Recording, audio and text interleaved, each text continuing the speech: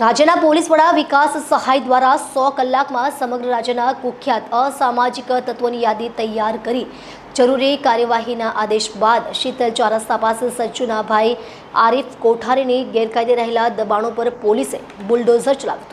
અમદાવાદ ખાતે વસ્ત્રાલયની ઘટના બાદ રાજ્યમાં કાયદો વ્યવસ્થાની કથળેલી સ્થિતિ પર પોલીસ તંત્ર પર માછલા ધોયા હતા.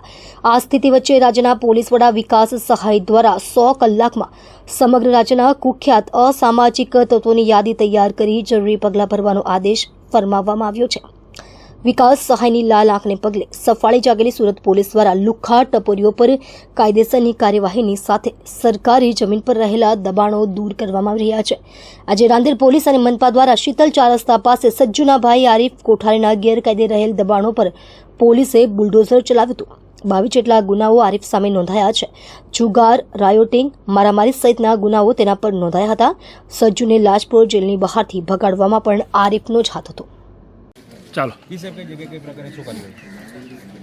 આરીફ કોઠારી કરીને આરોપી છે, એનું મકાન છે અને એના વિરુદ્ધમાં 22 જેટલા ગુના નોંધાયેલા છે. તેમાં રાયોટિંગના ગુના છે, આરોપી બગાડવા સંબંધીના ગુના છે, જુગાર સંબંધી ગુના નોંધાયેલા છે અને અગાઉ એના વિરુદ્ધમાં પાછા પણ કાર્યવાહી થયેલી છે.